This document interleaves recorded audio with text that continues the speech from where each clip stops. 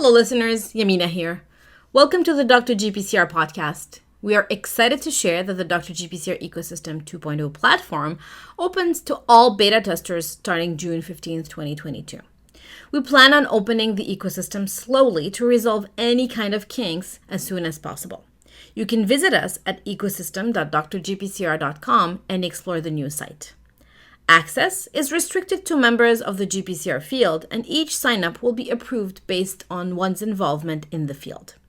Once your sign-up is approved, you'll be able to enter the ecosystem. You'll also have the option to select a plan and get access to all things Dr. GPCR, including the upcoming Dr. GPCR Summit, access to new podcast episodes before they even get released to the general public, our new group discussion and forums, our new and improved job board, and Learning Center, where you'll be able to take a course or even prepare and share a course with your colleagues. Discover GPCR companies in one place and much more. Take advantage of everything that the new GPCR dedicated online playground has to offer today by visiting ecosystem.drgpcr.com and signing up. This is the only place where GPCR scientists, trainees, and GPCR organizations can thrive and where it's only about science and GPCRs. Think ResearchGate meets LinkedIn meets Amazon at the tip of your fingers. Visit ecosystem.drgpcr.com to start your journey today. Also, make sure that you mark your calendar for the third edition of the Dr. GPCR Summit. This year, the summit will be held between October 10th and 16th. Stay tuned for more soon. Visit ecosystem.drgpcr.com or visit our old website, which is still active, drgpcr.com, to explore everything that we've been doing in the past 2 years. And now, let's dive into this episode.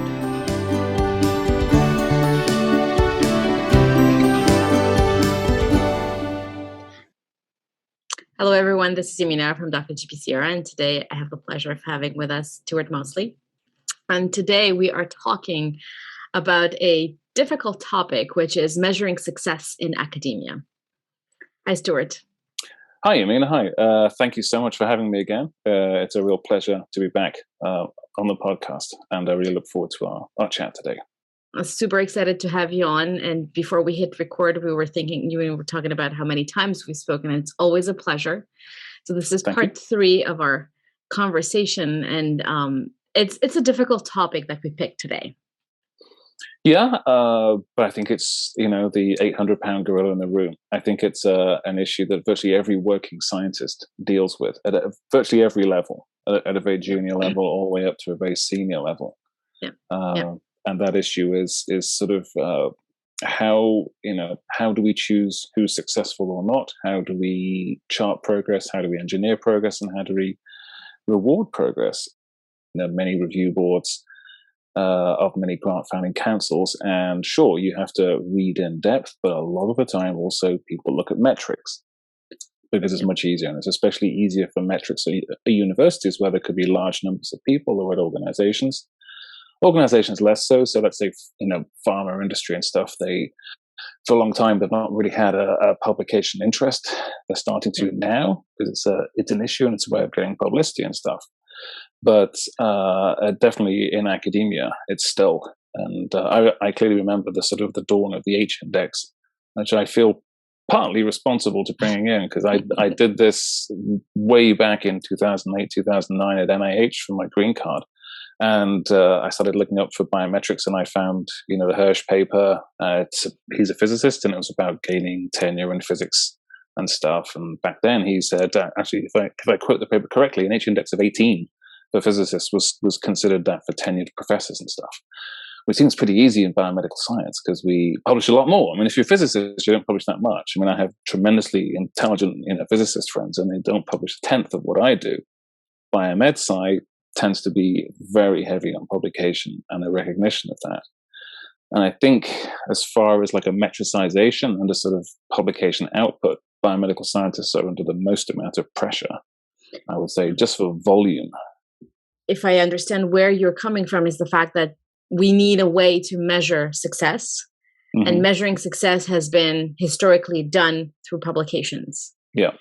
And the pressure of publishing has been there, is there from the moment you enter a lab to the moment where you start running your lab and want to run your lab. Mm-hmm. And I was going to say, I remember, also when I applied for my green card, looking up the impact of my publications and realized, actually, I never thought about it.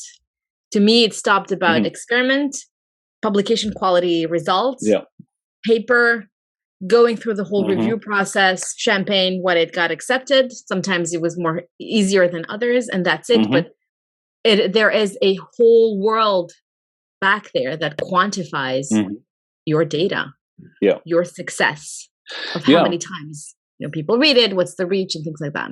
And the interesting thing is that the sort of impact factors are a dirty word. Yeah, I think so too. I hate it. I hate it beyond belief. I hate it because it's probably the worst. I mean, people will hate me for this. I don't care. I read any paper I like. It doesn't, I don't believe it 10 times more in one journal or another. I don't think that something of 9 is anything more than something of 5 or 6 or whatever. Read the paper. Read the paper. It doesn't matter. Read the paper. And if you don't like it, you don't like it, but read the paper. And it's just, the impact factor was a bibliometric. It was there for librarians to see how highly accessed or used a certain thing was. And that was it. It ended at the librarian. It was just for them to buy more copies of that magazine or that book.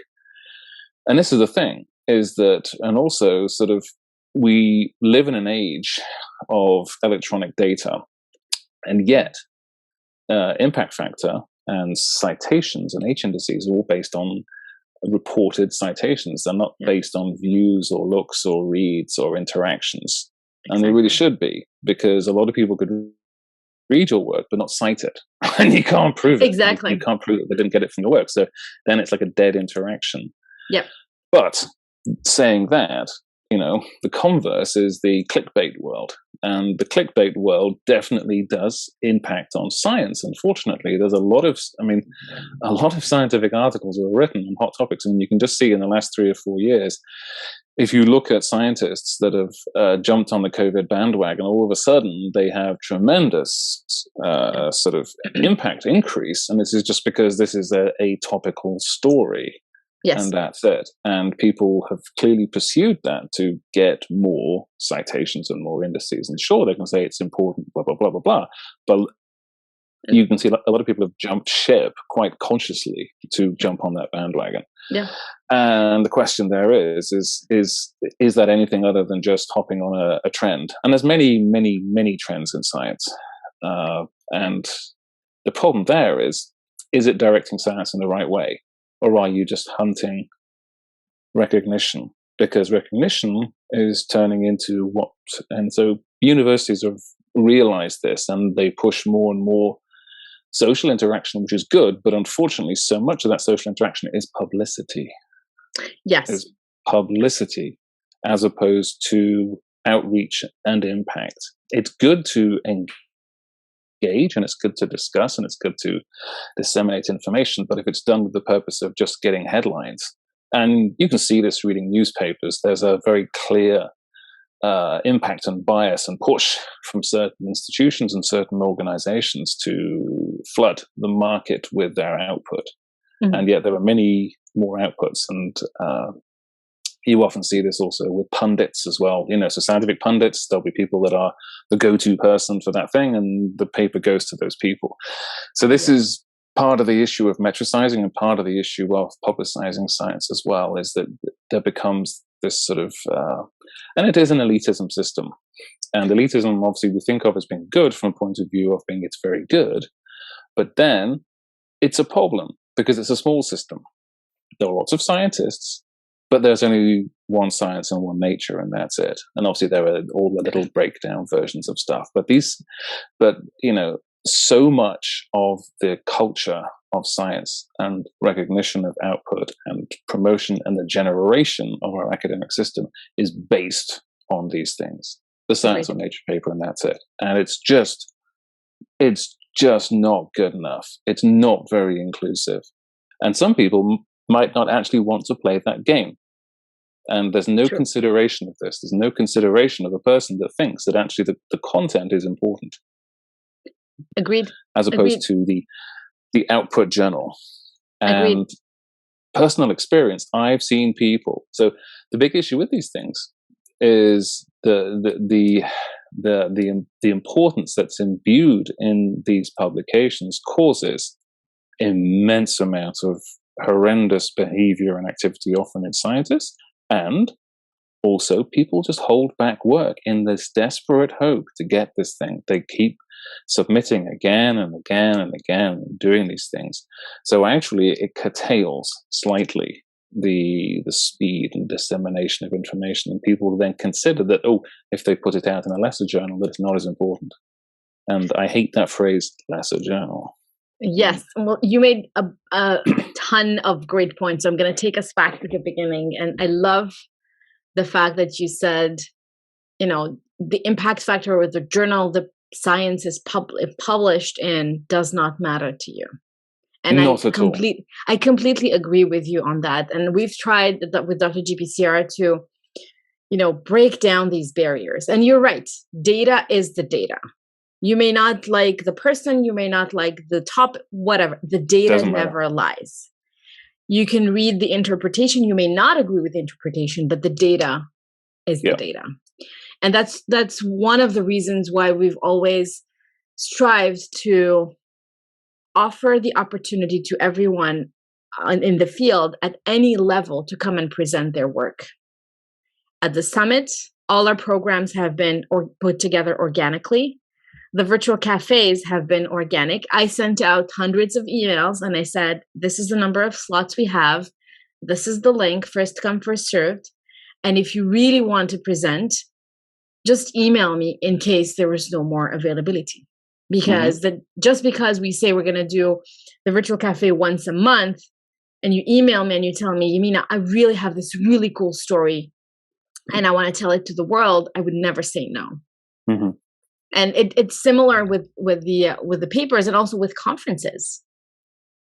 Yeah, I mean, I would say that if you sit down and think about it, it's quite scary to think that actually virtually everything that is the cause of this problem of assessment of quality or assessment of output, it's down to this fact. It's down to this fact that people get jobs based on their Science or Nature paper. People get invited to conferences based on their Science or Nature or their Cell paper. Sorry, Cell, haven't mentioned you yet. but it's true. It's absolutely 100% true. It's 100% true. It's sad because it makes me think about all those scientists who may have not. Okay, let's take a step back. Being in an environment that is conducive to doing good research, to asking or thinking about big problems, important problems, and also being lucky in order to be able to get the data. That's groundbreaking. It's just playing the lottery sometimes. And then getting it past the editor, Exactly, and then get it past the editor. But I'm thinking about all those scientists who worked really hard, who were unlucky because the project didn't work, the funding got cut, and decided to leave science or do something else. And the question there is, how do we retain those people? Is there a system for us to provide, in general, to provide scientists who don't have the opportunity or the luck somehow to publish in Nature, Science, and Cell in order to stay in the field? Is there a way to measure success in addition to the system that is available right now? Because we talked about it's a ship. It's not a speedboat. We can't say, you know what, doesn't matter. These are the new standards. Whether you publish 10 papers in Cell or in any other journal, you get in. Yeah. I think the very simple thing is that the way to change this is the way to choose what we want as our outcome. In the current system, all we want in our system is the production of those papers. And it's either Science, Nature, or Cell, or the next tier down, and that's it. That's actually it, because that's all you then need to ascend in that system, be rewarded financially, And then once you reach a position of invulnerability or large size, is then you repropagate that concept. And that's all we're producing. And that's all it will ever produce. This is it. We have to change. What are we actually producing in science? Why don't we have big goals and go and do them? Why don't we do, a friend of mine used to run a website called Moonshot for Life. Why don't we do moonshots? Why don't we do CERN? Why don't we do ITER? In bioscience, we've sort of had these, but they've, Human Genome Project, Human Proteome Project, but we don't really put ourselves together. So, personally, there should be two worlds. There should be one world where people want to do these things, and that's fine. There should be another world where output is defined by actually doing things and having a goal, having a problem, and solving it, and not just producing papers. Yep. Because, and it's easy to say that. I'm sure science that does go into papers that produces these things does produce things at the end of the day. But unfortunately, 95% of the concept or the thoughts of the scientist doing the work is, I need this paper. Because if I have this paper, it proves that I'm a good person. And one person with a JVC paper and one person with a Nature paper, it is not even close, because people are told and convinced when they're on boards or committees, we have to give it to the person with a Nature paper because they're obviously much smarter and much better than the person with a JVC paper. They've probably not read the paper, of course, but that's the decision they make. So all you ever get then is this fight and battle for these positions. And these journals know that. These journals have this golden position of controlling the opening of the doors of power. Yeah. And so then all you get is population of academia and industry with people that have gone through that process. And so that's all you're going to get. That's all you're going to get. Yeah. So let's, and it's funny because you mentioned, the goal being publishing in high impact journals. Mm-hmm. Then basically the discoveries reported in these high impact journals is in a way secondary. Completely. It's like just a consequence of wanting to publish there. Yep. As long as you're there, then that's it. That the content and the import of what's there is secondary. And it could be good, it could be mediocre, it could be me too. I've seen, I won't say this because I'll offend some people that work on these things, but you see the same thing over and over again on the front cover, and it's like, come on, we've done this, okay, move on. And it's like, you still see the same old thing. And it's like, okay, yeah, we've done it once. You get one shot on the front cover and that's it. And after that, it's generic. But that's the issue. There's just, and it underpins everything. And the problem is, we're never going to get out of it unless and I worked for a medical research council in the UK for about 4 years.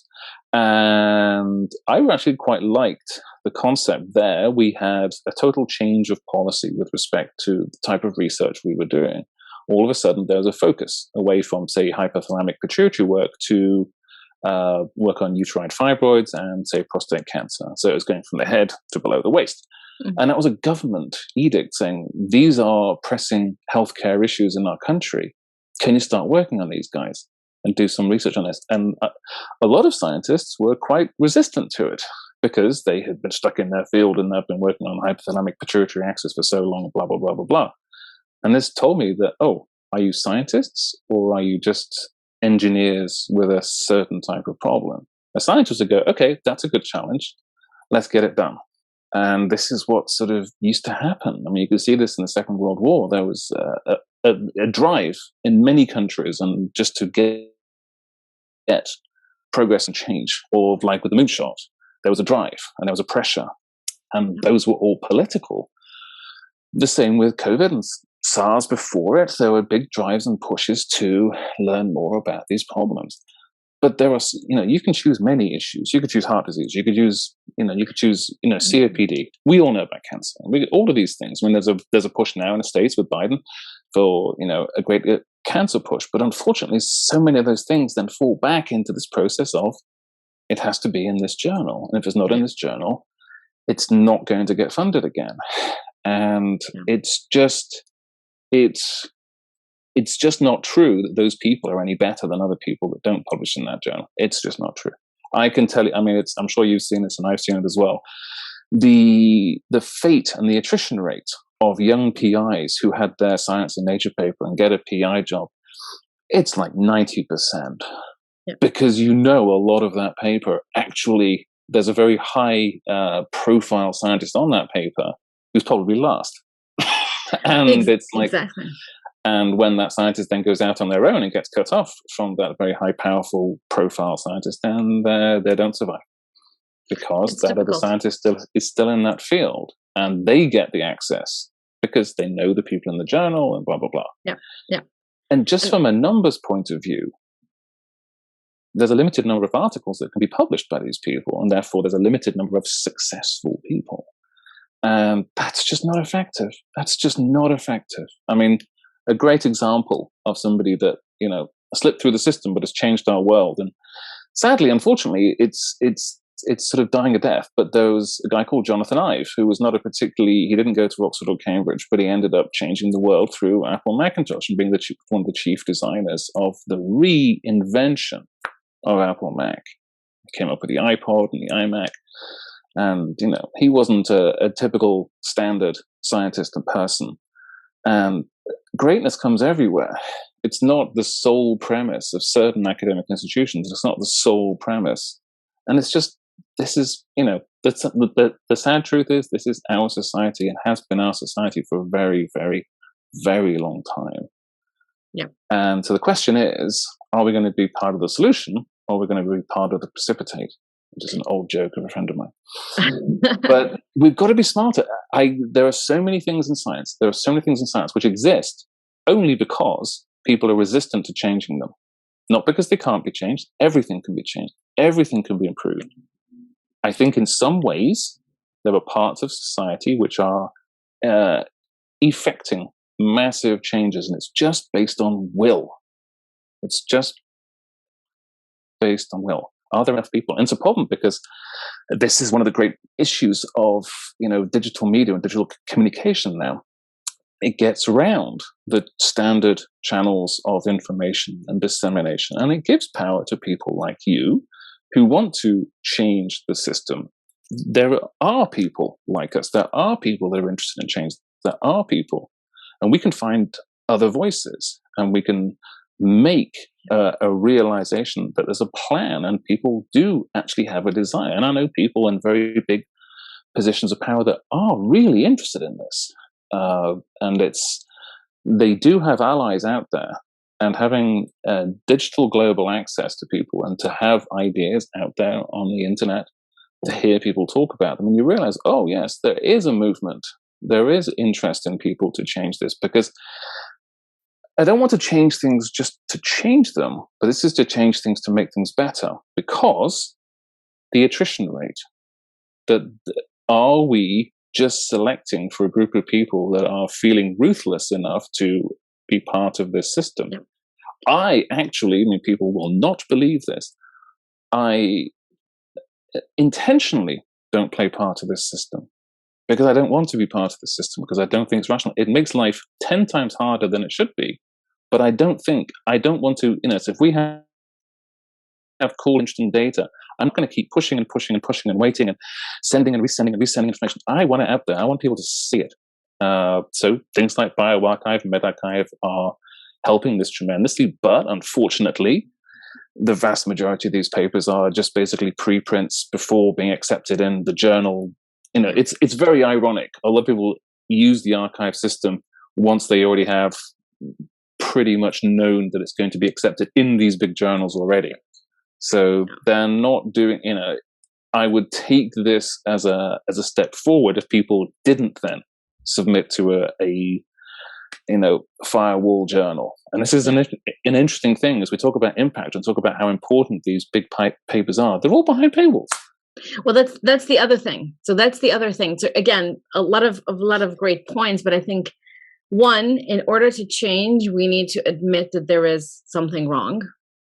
There is a problem. We need to have a status of the situation, and having the outlets, the internet, and having the ability to talk about the fact that the system is the way it is. Yep. It's not perfect because it doesn't fit everyone. I don't think there is a system that will fit everybody.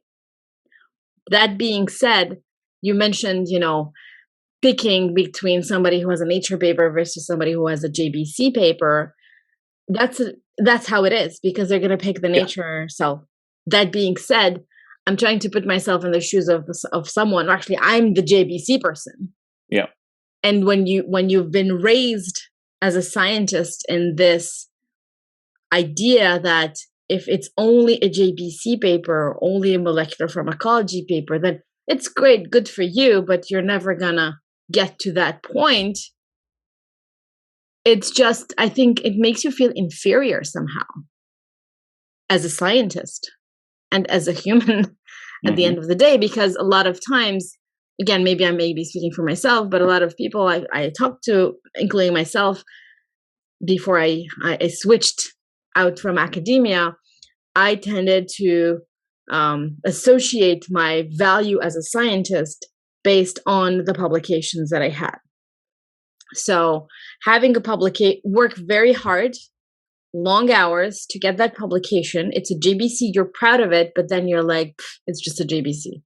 But it's not true, because you never know where that research takes you. Maybe somebody even smarter or luckier is going to take that research and is going to solve a problem, but not having that piece of Lego that you put out there may prevent them from going that long.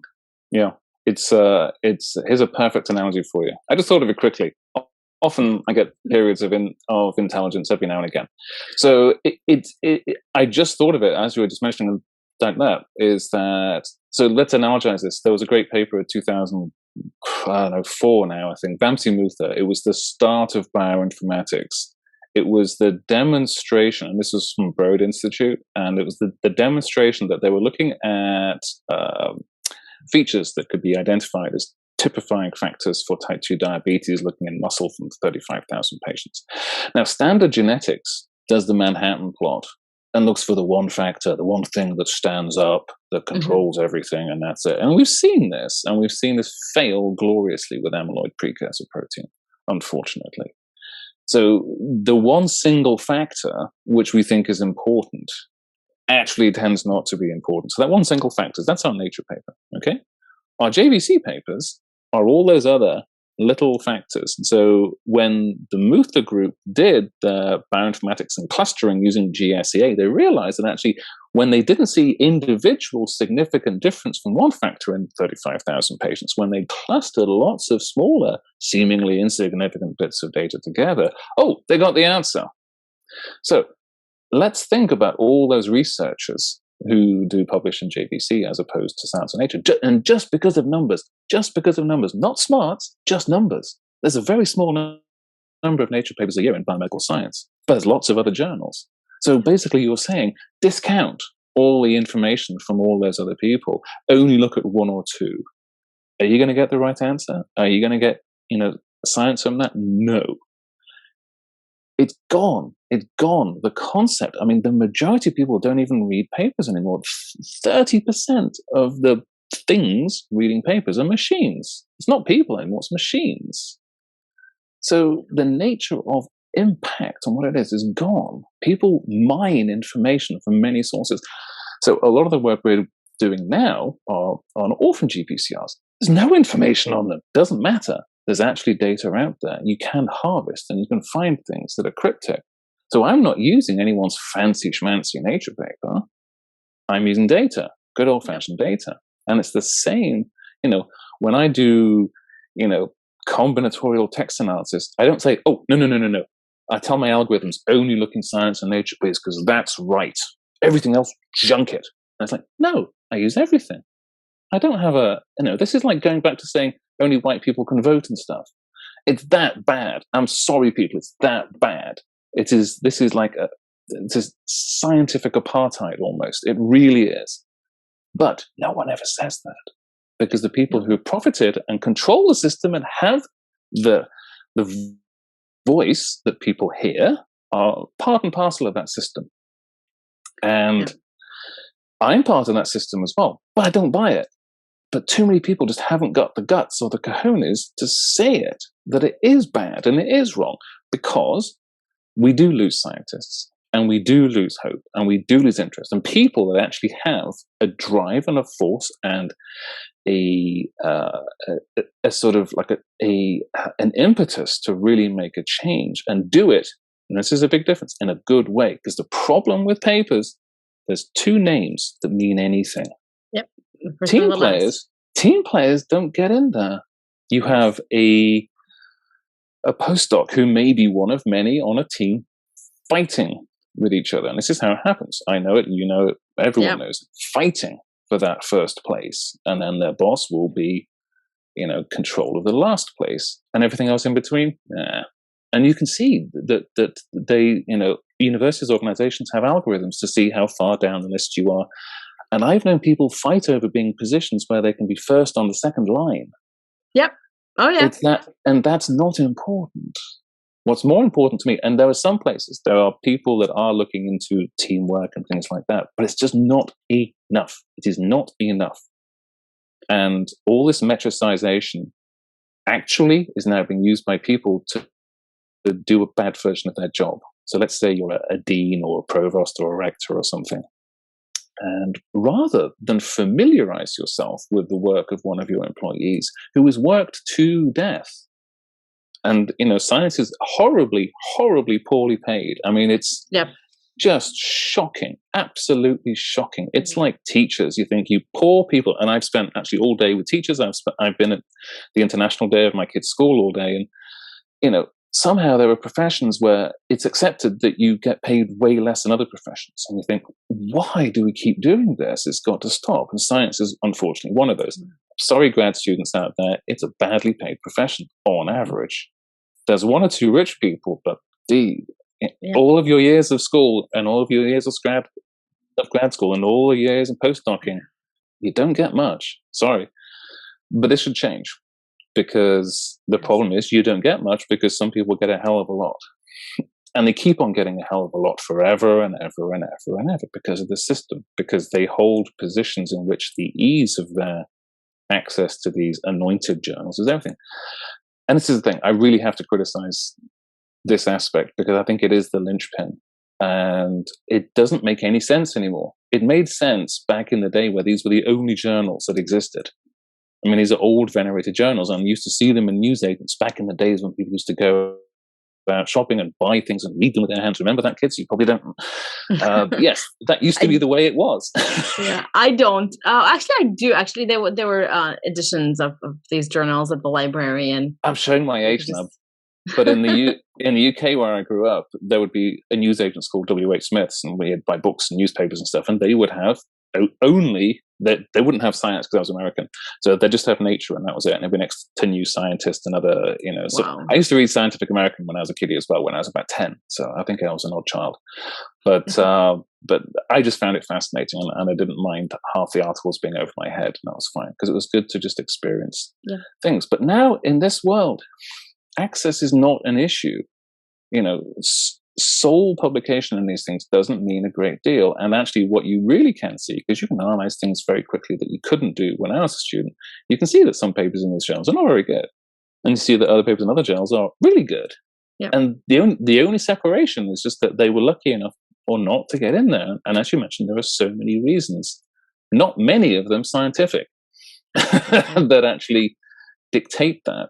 And this ease of assessing quality and assessing efficacy and output based on this journal apartheid, essentially, to give it its real term, because it really is segregating people and ensuring success for some and ensuring failure, quote unquote, failure for others. Yeah.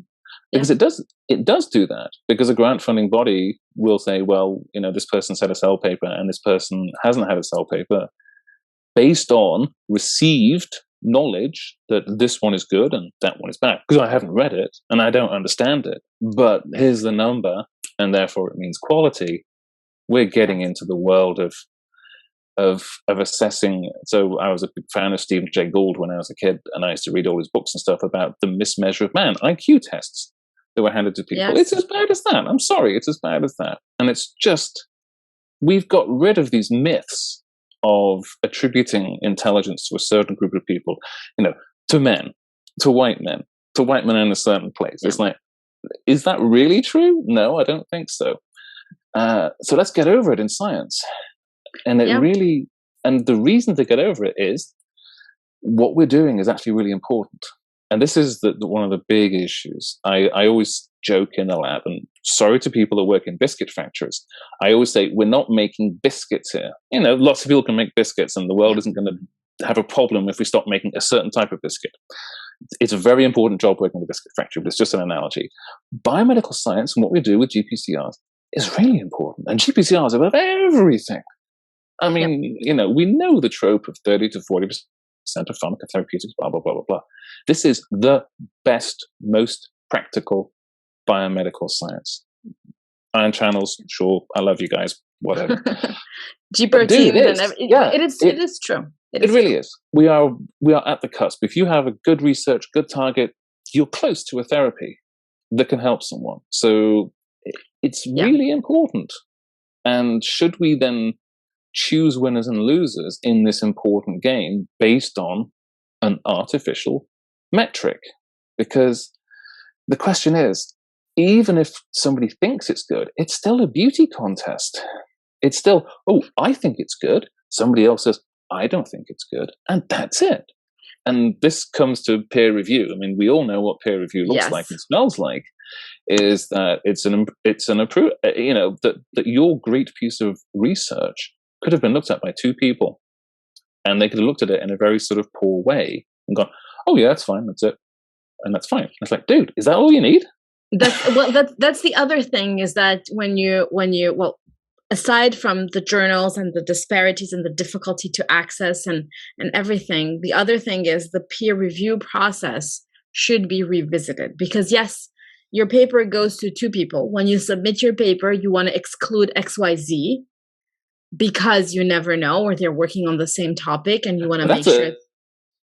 That's a scary thought. Why do you exclude XYZ? Clearly people do it because they think they're going to get stalled or bounced. And that's a horrible concept. Yes, exactly. Because most likely it had happened, or it has happened in the past. So you are taught that this is what you should be doing when you submit your paper. And then if you're lucky enough, your paper ends up in the hands of two reviewers that will read it. They're experts at that will read it very carefully and will provide an honest opinion. And they will not be looking at who you are, because the other thing is, I think peer review process should be anonymized both ways. You, as a reviewer, you should not know where that paper comes from. You shouldn't see the authors. You shouldn't be able to Google and see, okay, what have they done before? Yeah. You should only see the data. And hiring processes, even at universities, or even grant review processes, should be completely anonymized. It should be the data. Oh yeah, I mean, I actually work for some organizations, and I'm actually totally anonymous. And when I'm not allowed any form of recognition, any form of contact, any form of knowledge of who or what I am, and everything I do, I actually assiduously ignore and keep away. And we have videos of implicit bias and stuff, things like that, which is true. But the worst bias is bias towards these impact factors in these journals. That's by far the biggest bias. But we don't talk about that. Everything else. And this is, you know, all those other things we started to think about. And we're being progressive on those things. So if you have a certain type of name, if you have a certain ethnicity, if you have a certain gender, if you have a certain disposition, we're taking those on, but we're not taking on this prejudice. It's a prejudice. It's nothing but a prejudice. And it's a prejudice, like all prejudices, based on lack of knowledge. It's like, did you read it? Do you think it's any good? And the problem there is, there's only a small number of people that are asked, is it any good? And exactly. And why? Yeah. And why? I think, before I think we hit record, we were talking about how could we propose a solution at another way of quantifying success. And now that we're talking about it, why not, anonymize the applications when you're applying for a faculty position? Just take the data, share the paper, and give it to the committee and say, this person published 10 papers. No showing what journal it's in, nothing. If they're not an expert in the field, find an expert, have them read it, and get an unbiased opinion. Again, it stays an opinion, but at least it's data-based, it's anonymized to some extent, to say, well, wow, this is really important because the field needs answers to questions X, Y, Z. Yep. And adding it to what you mentioned, having a goal, a scientific goal would be important. So anonymizing, saying this is the impact because it answers questions towards this major goal. Yeah, exactly. If I was to be head of a university, something which I'll never be, I would change the whole darn thing. I would have my faculty, I would say, okay, I would be bold and brave and put on our page, this is our goal. Our goal is to do this thing in 10 years. And I would say, you're going to be hired and you're going to work, and everything that we do is going to go to try and do this goal. Even if we fail, we'll tell you how close we got to it. But you know what? I think if you want to talk about impact of universities with outer society, people can understand that goal. If you write it simply and you say what we're going to do, then you can prove how far you've got there. Nobody is going to be upset that you didn't get there. It's not easy to do these things. It's not easy. I mean, I know people in the field who have said, oh yeah, we have a chance to cure all cancers in 10 years. And I think, no, you're not. You're really not. But if you choose something small, and it's not too small, but realistic, people understand that science is not easy. But if that is your metric and that is your outcome, as opposed to X amount of papers that no one has read in a journal in which we have this impact factor that's been invented that gives it some imprimatur of quality based on two people, saying, I think it's okay. It's sort of, then what do you want? Do you want a stack of papers, or do you want an actionable goal with respect to something? And this is a problem. I'm not a politician, and I never will be. Just put your marker down and say, this is what I want to do. Be JFK and say, by the end of this decade, I want to put a man on the moon, blah, blah, blah. Have a bit of guts. Because people might actually work a bit harder and a bit better if it's just doing that, as opposed to, oh, here's some money, fight amongst each other. Doesn't matter what you do, but the winner is the person that gets into this journal. That's it. It. And if you happen to, so I know Stan Prusner quite well, and he told me, oh yeah, I just got lucky, Stuart. I was just working on prion and this thing came up and that was it. And it totally discourages innovative, imaginative science, because it might take you the rest of your career to see the importance of what that specific person is working on. Yeah. That's not going to get you a Science and Nature paper. That's going to get you a whole bunch of other papers, but no one's going to recognize you unless you happen to be lucky. And all of a sudden, the thing you work on tends to be something enormous. So it discourages. It just encourages people to chase this index and engineer whatever they can do to get that in.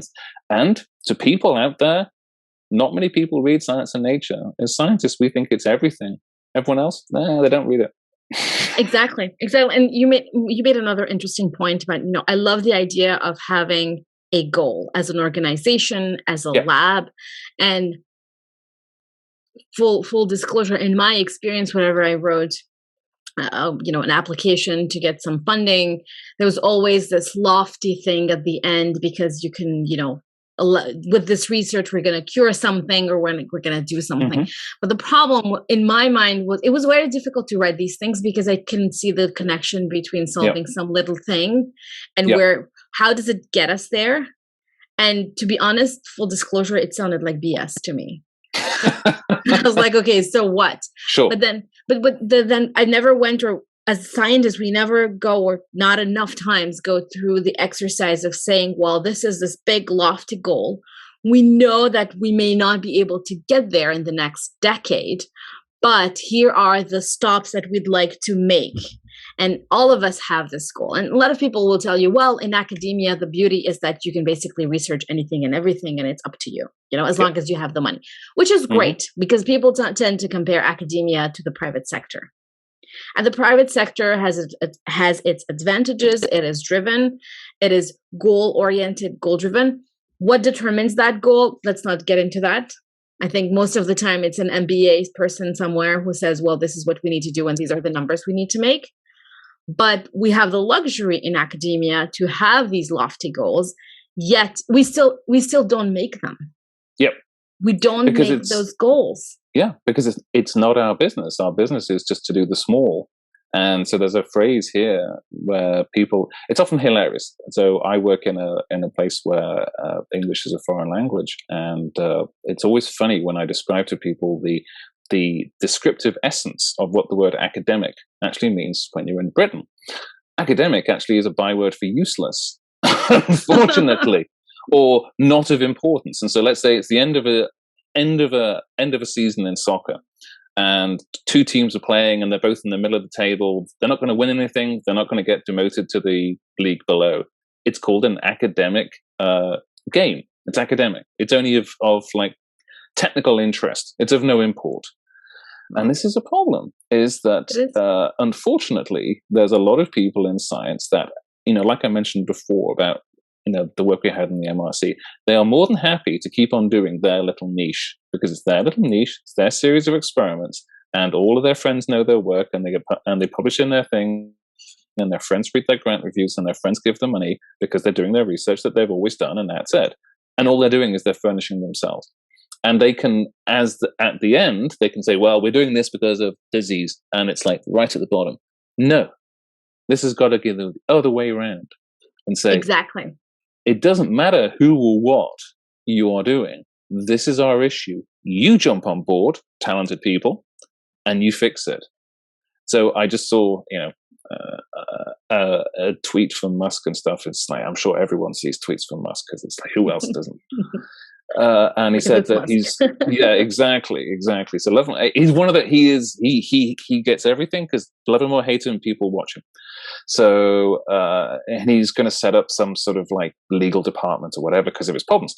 And he said, just send me a tweet with 3 reasons why you're wonderful and why I should hire you, and that's it. And it's like, dude, it's like, just make your claim to be part of this team, but you're here to do the team thing. You're here to do this goal.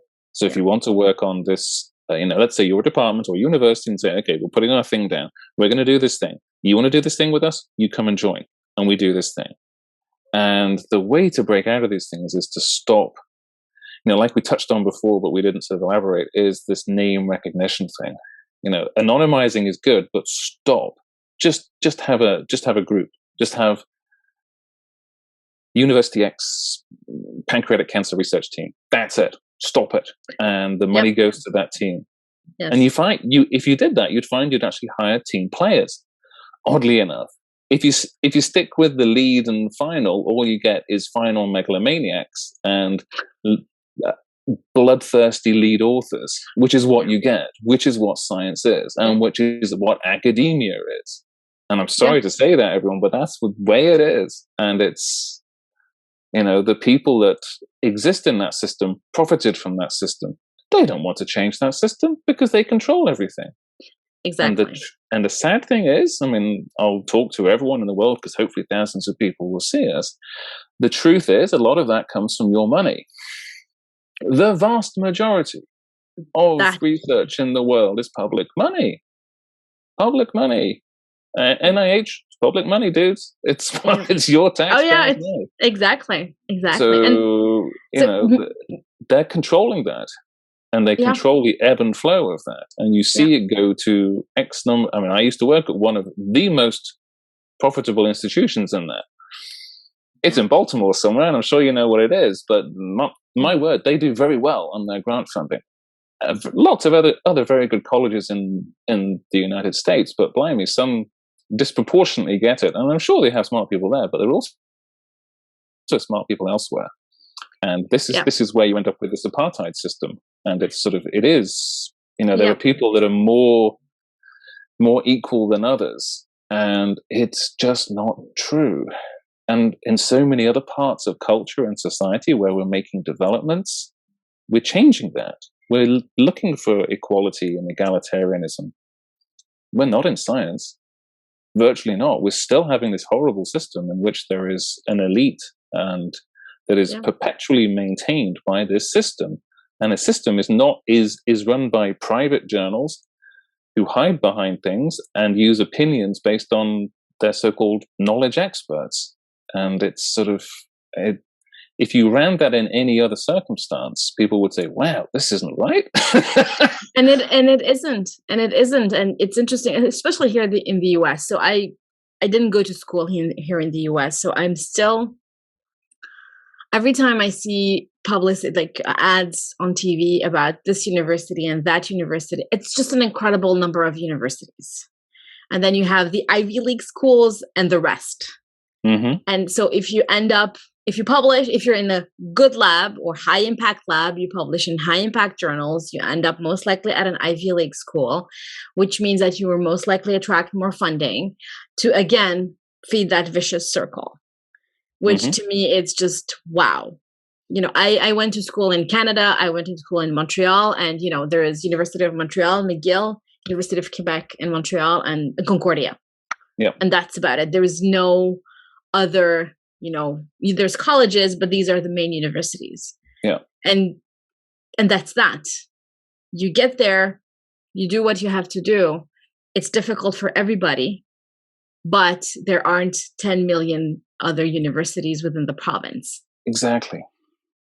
And that's one thing. The other interesting thing is, and I do agree with you on the fact that there are instances, I wouldn't generalize to all the labs, but most of the time there is, yes, that problem as to who is going to be first author, and then who started the project, and then you're very protective. I've heard stories of, someone stopped writing their names on the cell culture media, and his cells started to, not be contaminated anymore.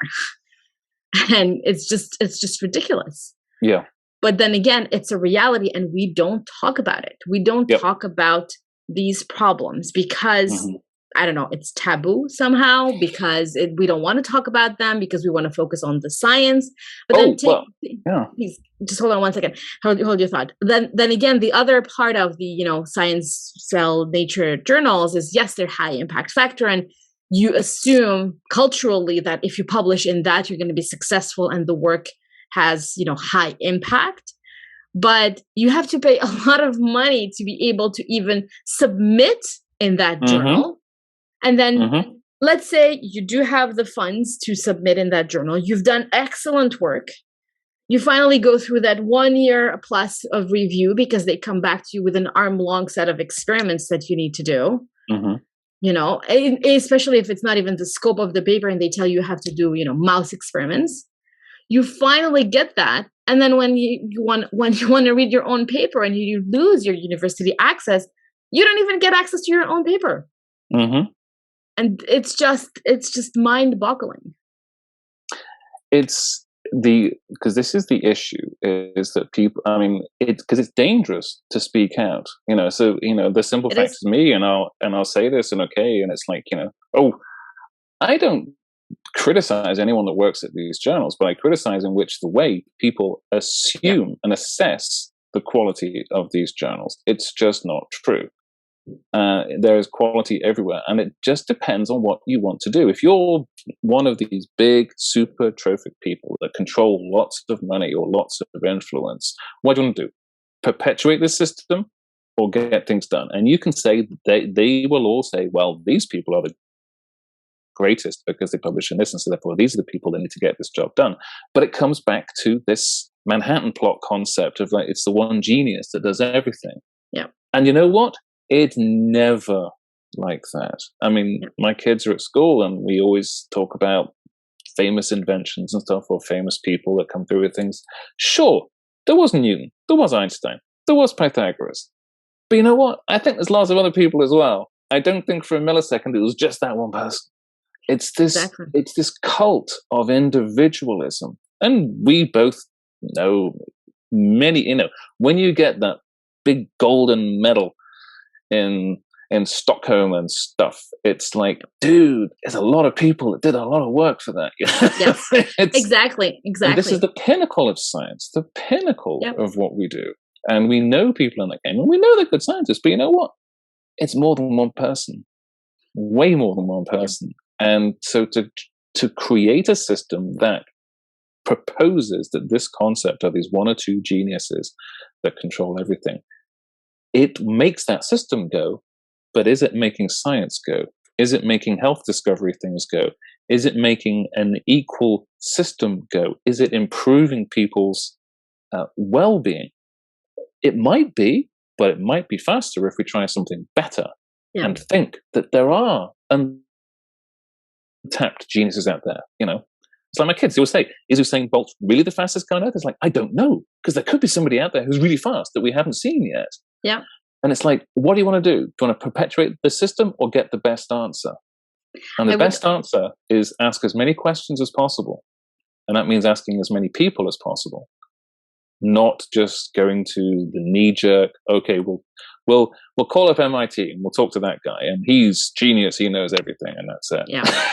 Yeah, I would almost would love to propose to run an experiment and like generate a parallel system. Yeah. Where it's see who wins. Yes, because you put out there a very interesting question: is the current system allowing us to make important discoveries fast enough? Are we making people's lives better? Are we saving more lives? Yes, we are. But then the question is, could we do better? Yeah. If we were not, singling out that one person in their field and saying, well, this is the guy or this is the gal that we need to think about. But you made a very interesting point about, faculty positions and professors and all of this. And that's one thing that always I found fascinating. So as a professor, so you typically get hired as an associate professor with a tenure track, and then you work, you get tenure, and then basically no one can fire you and whatever happens, even if you have to close down their lab. And I think that's something. I get the need. There is a lot of effort put into the fact to get to where you are and to get tenure, but I don't understand why someone who has had tenure, who is not contributing anymore at all, is still at a university getting paid to virtually do nothing. And that's also a problem because that person is taking up the space for someone much younger. Sure. Who could be doing way more. It's this question as to how can we do better? I think the answer to that is yes. But how can we get to that point where we actually get a data and say, well, actually, look, we changed something and it's much better than it was before. It's a problem because I think you've hit on a huge point, is that the goal of the vast majority of scientists is to do that very thing, is just to reach a position of invulnerability by any means and for no other reason than itself. They don't have a drive to do their thing. They don't have to say, well, I'm doing this because of the cause. I'm doing this because of this cause. They'll all say that. And this is the problem. Every single grant is that, it has the final sentence BS of like, this is going to cure cancer, blah, blah, blah. But really, they should say, yeah, this is just going to further my career until I get invulnerable, and then I'm going to do nothing. And it's just not effective. It's like, what are you ending up producing? You're having people, and sure, you can say that they're producing X amount, and all universities do this. And please don't be upset, universities out there, for me. But it's just this is not good, because you know what it kills, and I see this in so many departments, is there's no academic collaboration, because the journals and their supremacy in this process and the structure of the archaic paper that we still write. I published a paper on this fairly recently, which is rather ironic as hell. And this is irony beyond belief. And I'm going to have to do my Blackadder joke here, because it's one of the greatest jokes ever in Blackadder. So Blackadder talks to Baldric and says, well, irony, it's just a bit like Goldie and Bronzy, but just made out of iron. And it's just such a genius. I always throw it out. But the irony is we were trying to publish a paper on improving mechanisms to make papers easier to understand and to improve the publication process. Took us years to do it. It was just a nightmare. So we finally got it done. But just get rid of this concept of position, and because position kills collaboration. So I know people that don't want to collaborate because then they think, what's the point? If somebody comes to me with an idea, he's last and his student's going to get first. What's the point of collaborating? What's the point? You know that 2 or 3 years down the line of lots of effort technically gives you nothing, which is so stupid, because that's the whole point of science, is collaboration. And this gets back to the Manhattan Plot and the Nobel Prize winners. It's never one person. But you see in most institutions and most places, the rewards are given to one person. It's just not true. The truth is, our successes have always been based on teamwork. And yet we paint it like the Newtons and like the, Edison, Tesla's, the winners and losers. The winners always write history. And yet the fact that those winners were always, part of a team, they just got all the glory. And this is the thing with science. We know it's a myth. Everything about our society. I mean, heroes in antiquity and stuff, Achilles didn't fight all those battles by himself. There were lots of other dudes out there as well, but we only know Achilles and Hector. It's the same in science. It's just not true. And so why don't we accept that fact and then make science in such a way that it does promote collaboration, it does promote outcome, not output. Output is a horrible phrase. It just means, I can stack my papers up and blah, blah, blah, blah, blah.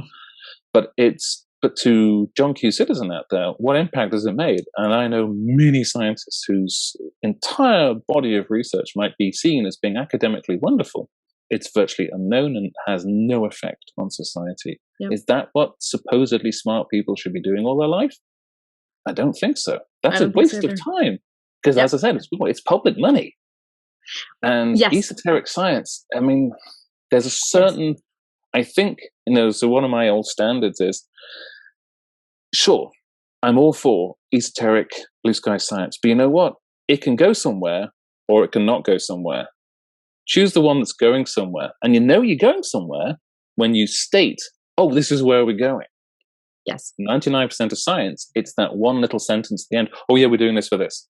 And it's not, as I said, that should be front and center. That should be number one, not like a final afterthought to justify why you're still doing your niche esoteric science, because it makes your life easy. You don't have to think about things. You don't have to change. You send it to the same journal, all the people you know in your field.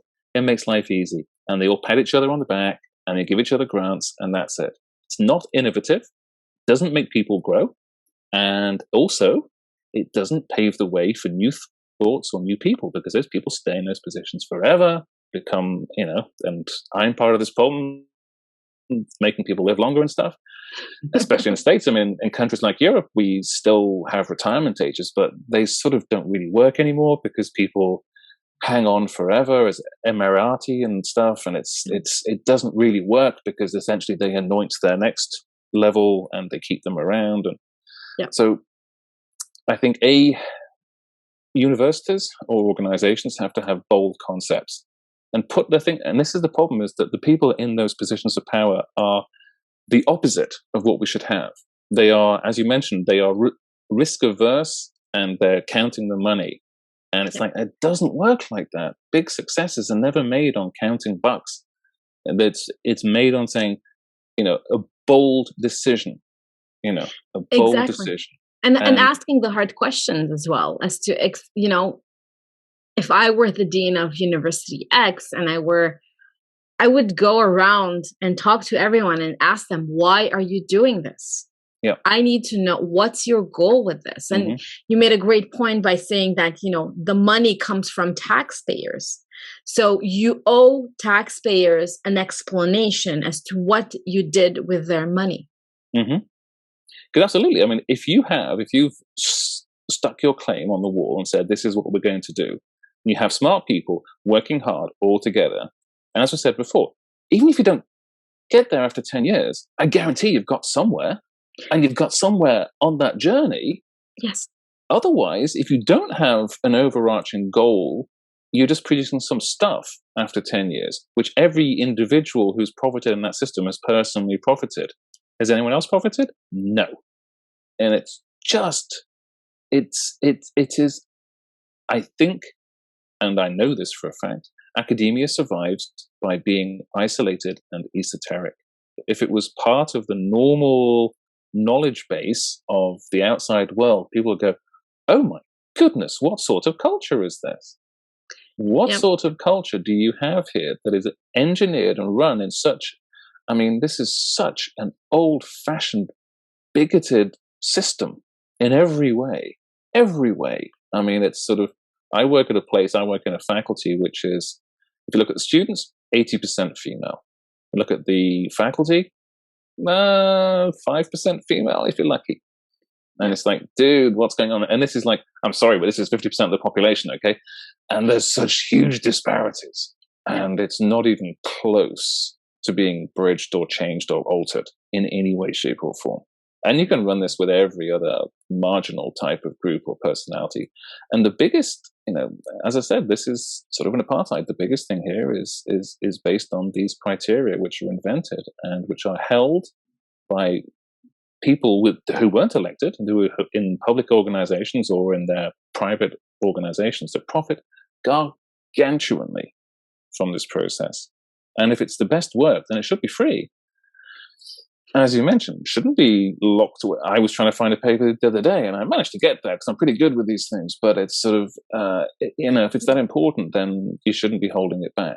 You should be getting it out there ASAP. Yes. And it tells you a lot when you realize that people spend a lot of time and effort just doing this one thing, as opposed to collaborating with as many people as possible, getting things out there as quickly as possible to get the answer to people.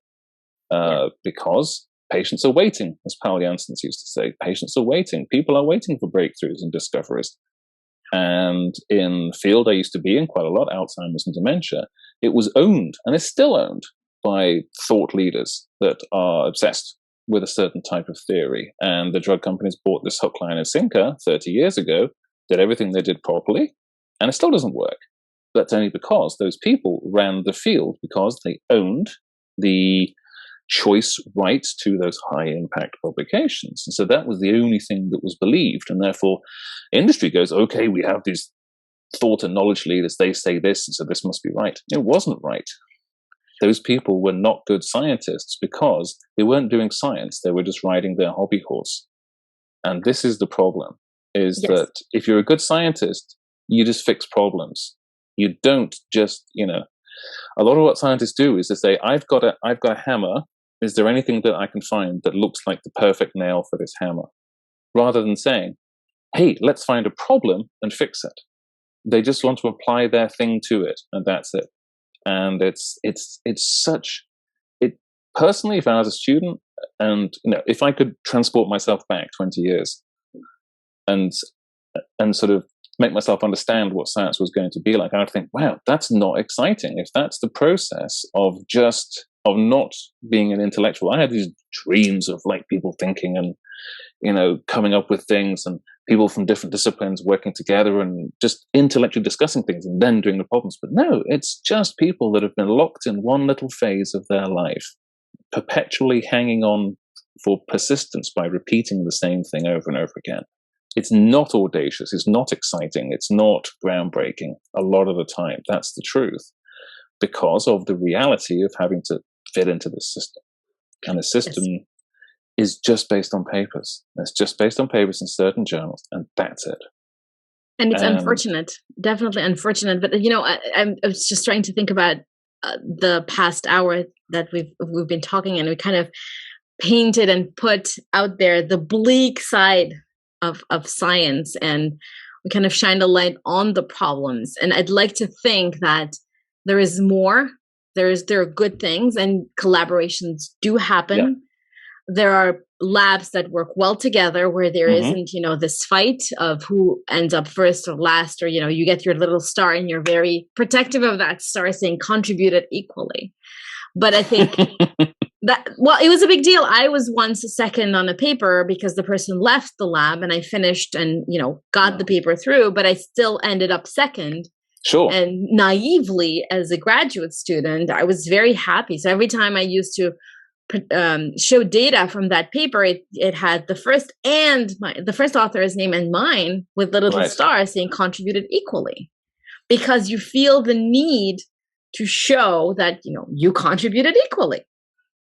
That being said, I want to live in a world where everything that we talked about, all the problems we talked about, are not a thing of the past, but are acknowledged, and we're doing something to correct it, to retain talent, to get to a place where in the majority of cases, organizations, labs, teams have goals, and they're working towards those goals. They develop processes. They track. You mentioned having a big lofty goal for 10 years and then getting there time-wise, getting to that 10-year mark. But you need to be able also to track and see what happened in the past 10 years. Where are you on that scale? What did you do well and what you didn't do well, in order to say, well, we're going to push it out 5 more years because we think we got there 75%. And now we know what we could be doing or what we shouldn't be doing.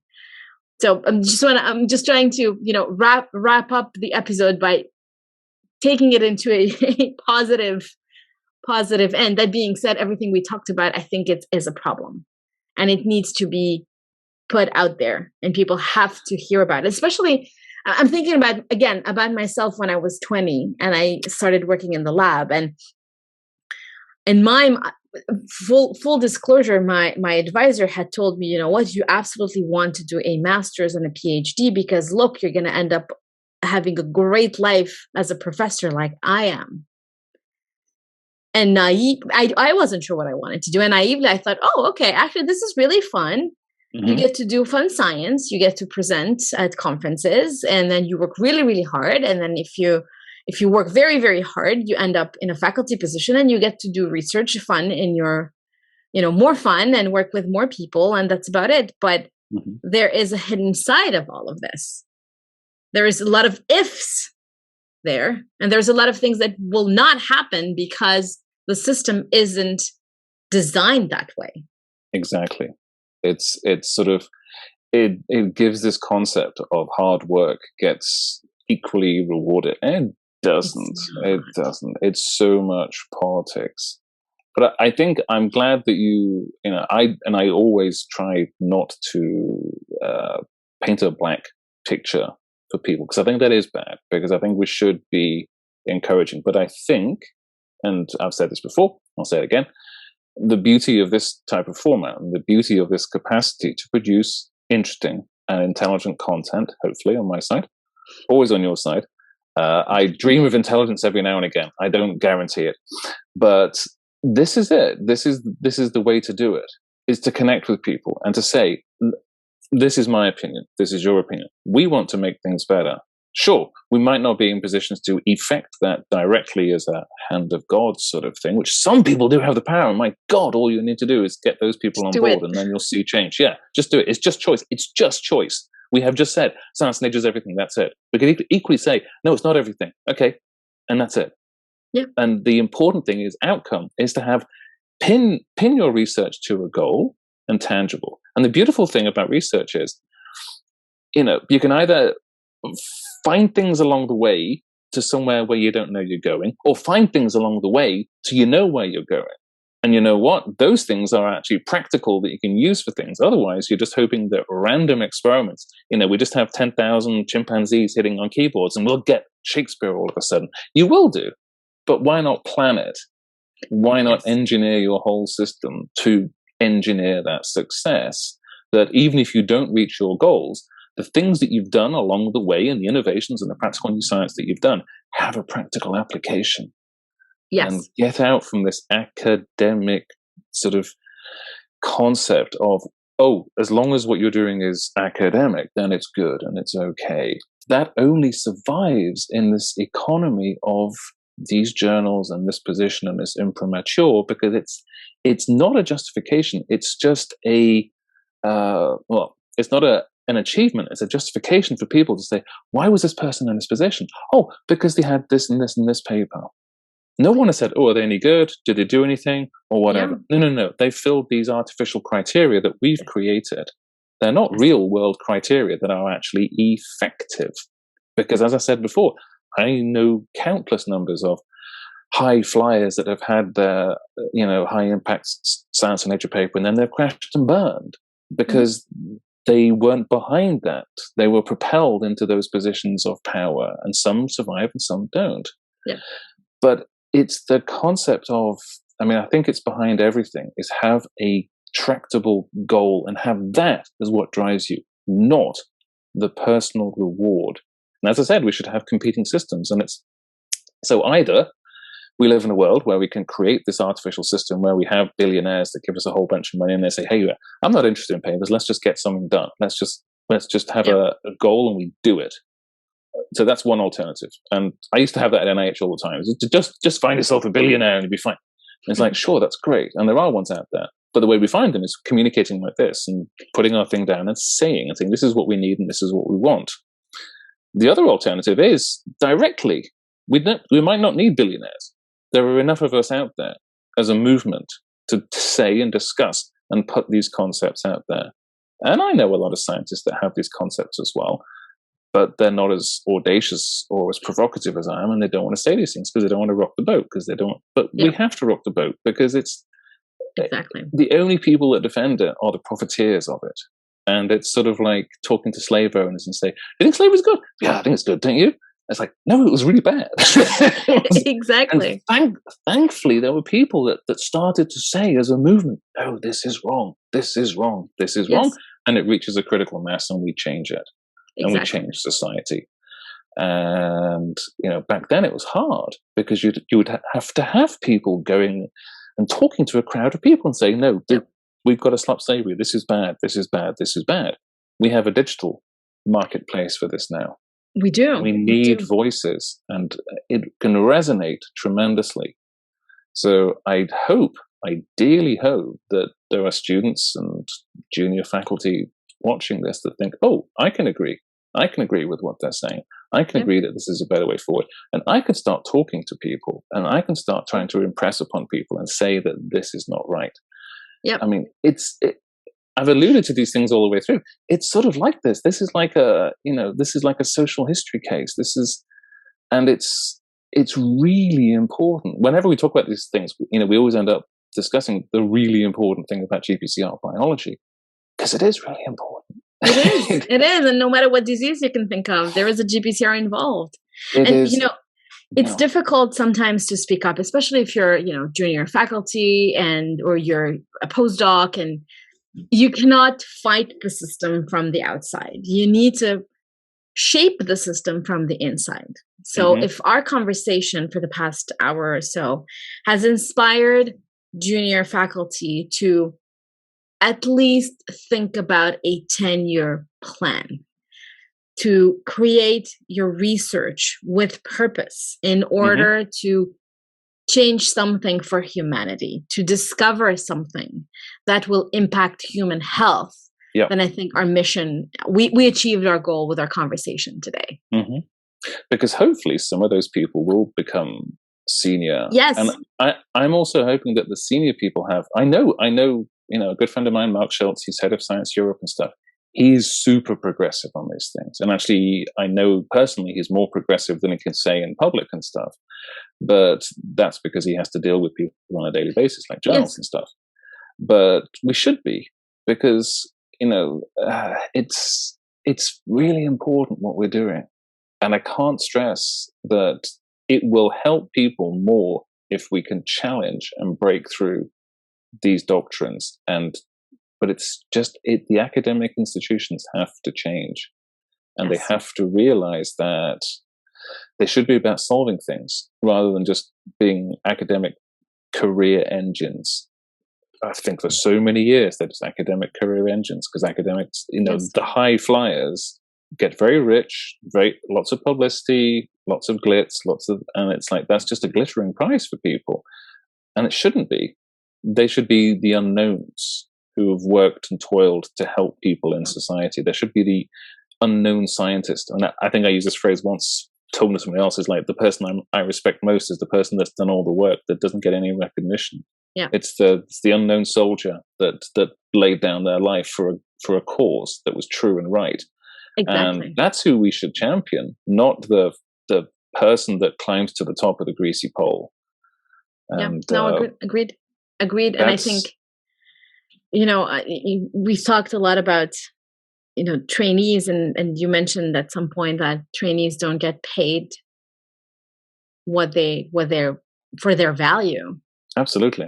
And that's something also that needs to be put out there. People have to understand that, okay, they tell you, oh, your value is X as a postdoc, at least, for example, here in the US. But then because you're changing the world, or your research is going to impact, but at the end of the day, you're not the one carrying that flag, because people are not going to see you as that person. And it shouldn't be a sacrifice that you have to make. You need to be able to have a normal life. I'm not talking about luxuries. You need to be able to make a rent and not decide which bill you pay first, depending on when pay comes in. Yeah, and I think a large part of the reason for that is this hierarchical winner and loser concept, is because some of the people that you're working with are paid 10 times what you're earning. And if there was a little bit more egalitarianism, the pay wouldn't be as bad. And also, if the whole research field was to create something worthwhile and actionable, you know what? You might make some more money out of it that then gets fed back in. Exactly. And that's the whole point of it. There's nothing we have a startup and stuff, but our unique selling point is that we're not rapacious. We're not out to make vast amounts of money. We're out to make a lot of money to feed back in, to make better discoveries. Exactly. That's what we're interested in. Sure, we'll make some money along the way, but that's fine, because we work hard and we're smart and we do good things. So that's good. It's a win-win-win-win-win, and that's it. So if your organization does that at universities, rather than saying, oh yeah, our goal is to keep all these professors in their jobs for 40 years and they can do whatever they like because they know where the journals go, that's a horrible, wasteful, because it is wasteful, because it's taxpayers' money, kids. It's wasteful and it's not productive. And if you just hope that one or two winners come out of it, that's not smart. That's just random stochastic chance. Why not be smart? If you're supposed to be smart, why not act like you're smart? And it's like, it drives me crazy. Have a goal.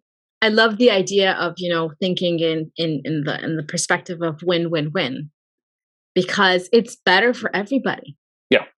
It's just better for everybody. And it's funny, we were talking the other day, and I don't mind. I'm just thinking about Dr. GPCR, and I don't know if people realize this, but I've started this with my husband, and we had a couple of interns who graciously offered their time, and it is on a $0 budget, using current day technology, staying up late nights, waking up in the morning, and in order to put out there something. And nobody pays me to do this.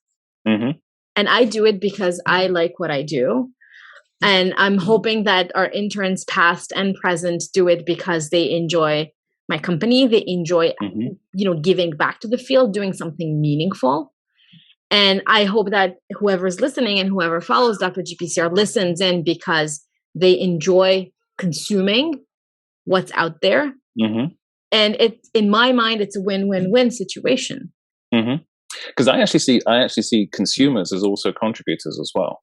Yes. Because they're being a party to this concept of change. I think everything we do here is about change, because this is a system, like we discussed before, which is an egalitarian system.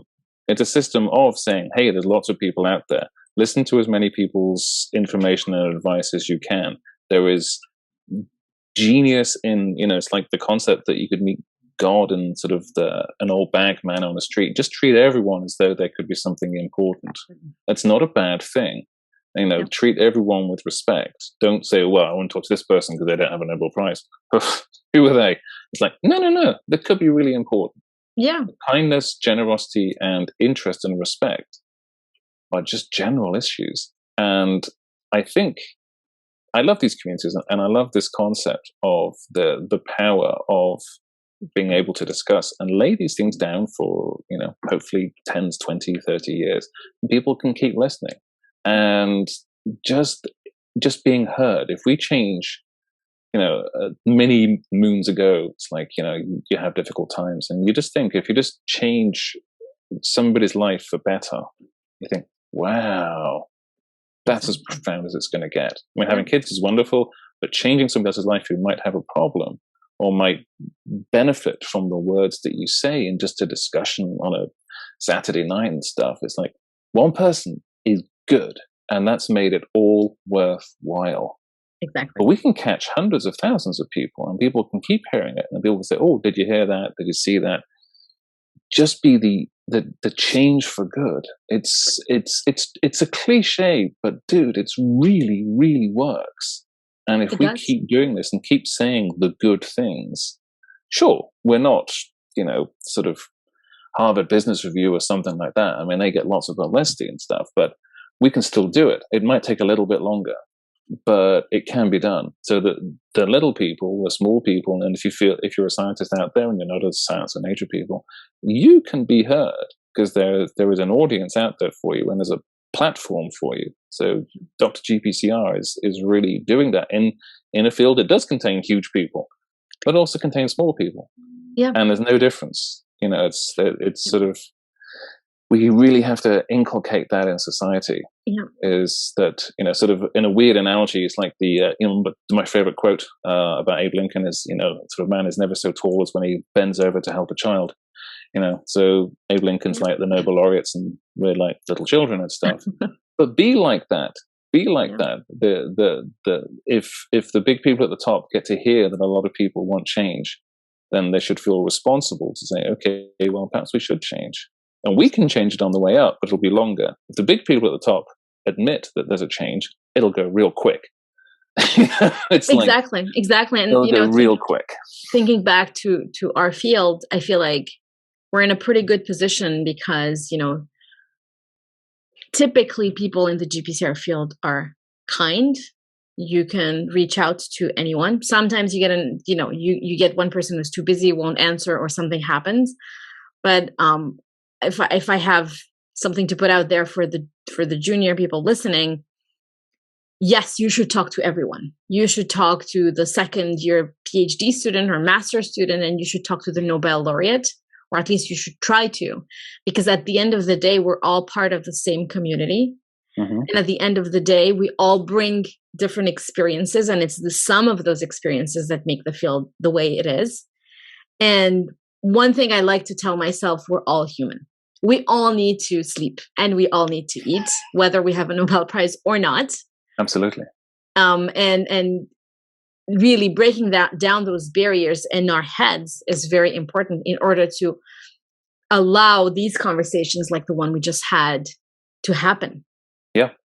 It's that discussion, it's that forum. And it's like, yes. This is the beautiful thing, is that we're having a conversation here now, but tens of thousands of other people can join that conversation. They can join it as passive, but they can be part of that conversation. Yes. And you just don't get this in any other form. You might get public lectures by people, but that's it. It's over and it's gone. It's dead. It's ephemeral. Yes. This is a testament. This is going to be written down. We can't take it back, so we're going to have cell nature and science. I always tell my kids, it's like, I've always got to be careful what Eddie says. But actually, I don't. I think people can smell genuine. If you are genuine, and if you're not, then it's who are you fooling? So right, agreed. I think you may as well be honest. And it's it's a problem, because the people that profit don't say anything. The people that don't profit, they say, "Oh yeah, he's just a whining loser." And it's like, no, that's not the case. Okay, that's a really simple cop out, and we're smarter than that. But I think tapping onto, obviously you have to finish soon, but I think, and this is what I always think about the GPCR field, is that if a change in academic functions and output and blah, blah, blah is going to be affected, I couldn't think of no more facile engine than the GPCR field, because we are an output field. We are an outcome field, because we are that close to something important. And when you find a target, you find an intervention, the gears of therapeutic development are now so big and so fast, you could be 4 or 5 years away from something. And this is what we are trying to do with our work, is to accelerate the 20-year drug turnover cycle to 4 or 5 years. We can do that now. And so because we have that capacity, we have this relative ease of saying, okay, here's our goal, here's our 10-year big moonshot picture. We can do that. So as our field is so agile, and so effective in that process. We're the ones that could be the push for change of the system. And I know a lot of people, because we do hold a tremendous power with respect to public engagement, because we're the people that make the medicines, and it's like, these have my parents are both old, and they take a stack of medications every day, and it's sort of like, dude, you're surviving because of pharmacologists and GPCR people, okay? That's impact. That's real impact. So if we as a community decide to say, okay, we're interested in doing this, and we're interested in, because we could do it. We could set up cross-industry, cross-university, cross-organization, functional goal targets, and say, if you're on board, you're on board, and we do this. And that there will be a goal. If those people work together and produce something in 10 years, you'll have a goal, and that goal could be enormous. And you know what? The outcome of that could pay for everyone. Exactly. It's as simple as that. I mean, we know that. So it's just, it's like the biggest single advert for come and work on GPCRs. But it's fantastic. It really is. It's absolutely. It is. If you're an inquiring mind, sure, you can go to work for Google, Alphabet, or whatever, if you're an IT tech person. And that's an interesting, cool community, and I quite like it in a way, but it's turning now into a corporate community as well, so people are hiding things and stuff. The GitHub thing is open and stuff, and that's a great way. It's a different world of science, basically, the world of coding and stuff. But the GPCR people, we could easily do it, because we have such capacity for deliverables. We could change the way academia is, because our output could be game-changing beyond belief. Our work is essentially trying to enormously expand the pharmacopoeia. The pharmacopoeia is actually tiny compared to what we could do if we understand more about signaling. So we are the ones that have the power to do the big goal stuff, and it's just a choice. It's just a choice. It is. And having the perfect, please. Yeah, that's the perfect win-win-win, is that the workers will win because they'll work on something as a goal, as a group of team people. We'll change the crooked academic structure, and we'll produce something at the end which is sort of having an effect on people's healthcare and lives and welfare. Exactly. And it hits, right in the goal of Dr. GPCR, and why I started. Well, it started with the idea of a podcast and talking to people, but it eventually evolved into having the goal of accelerating GPCR drug discovery by bringing people together and providing these opportunities so that we don't work in silos. Yeah. And having, meetings sometimes once a year, once every 2 years, and then flaunting our data, and maybe some percentage of that interaction will end up in a collaboration, but really concentrating that and being that funnel. And imagine if that community and that ethos could then affect a change in the way we do science and research. That's profound with a capital P. And we can do it, and we should do it, because I think we are the engine for change, because we do have that capacity. So it's amazing. And this is the beauty of this sort of capacity for internet discussion, is that it can hit thousands of people, millions of people, hopefully, millions of people. I don't know how many we are in the field, but I want to say hundreds of thousands. But if we change the way science is done, that's a societal change. And I think we have that capacity. And I think what you're doing and what the community is doing, the concept and the ethos can go to that. I mean, before we talked tonight, I didn't really have this idea in my mind, but it's really serious now that actually what we're doing could really be that change and could effect that and say, okay, this is how and why we're doing research. There's always the why, and the why is a group. So I think there's, with everything, so I'll just finish up. Often I sort of, when I'm talking about bioinformatic analysis, I used to use the most tweeted picture of all time, which is Barack Obama talking to the little kids in the window and stuff. And I'd show it to the students for like 10 seconds and say, okay, did you see the picture? And they go, yeah. What was in it? And they can explain it. And then I show them it again, and I talk for a whole hour, and you can deconstruct every little perfect little niche that has gone together to make that tremendous picture in there. So something simple like our discussion now and ending up with this conversation, you realize that there's actually an immense amount of potential in there with respect to just talking about academic achievement, to realizing that what we're doing here, and that, it's not specifically what we're doing, but it's the concepts of what we want to do. Yes. Have that capacity. And I didn't realize that until just now. I thought, oh, wow, this is it. We could, hopefully in the future, this will be seen as the point in which we made a change. I hope other people say that as well, and other people do that, and we're not the only ones, because I don't want to be known as, oh, he was the one that did the change. No, definitely not. I think at the end of the day, what we want to get to is, sit back and relax in 20 years and say, well, look at how many people were on board, and together we decided, what shall we do next in order to improve human health, in order to make an impact. Exactly. Either on the academic, but also on humanity in general. Yeah. We want to find people that want to do it and not be known for it. Yes. Agreed. Because I don't care if it makes me happy and makes me fulfilled and makes me think I'm a good person and a good scientist if I've done something which has a positive effect on somebody else. I think of myself as last. Because I think of, my name is Stuart, and Stuart means servant, and I can't think of a better way to serve my society and my culture, my personality, my group, whatever. I'm a person of the world. If I can help somebody else, that's it. That's all I need to do to be a decent person. Perfect. That's a fantastic way to end. There is this quote which turns out to be not to be an African proverb.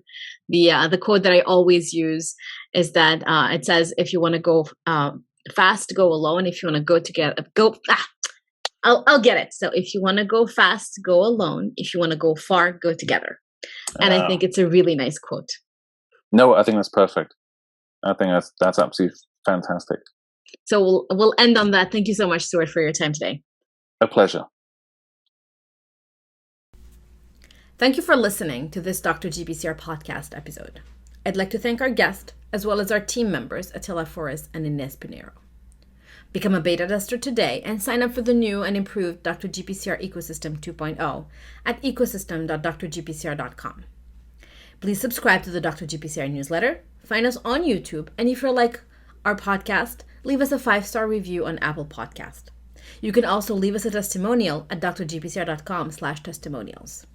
Another great way to support us is to share your favorite Dr. GPCR program with your network and colleagues. As always, if you have any questions or suggestions, email us at hello@drgpcr.com. Until next time, stay safe.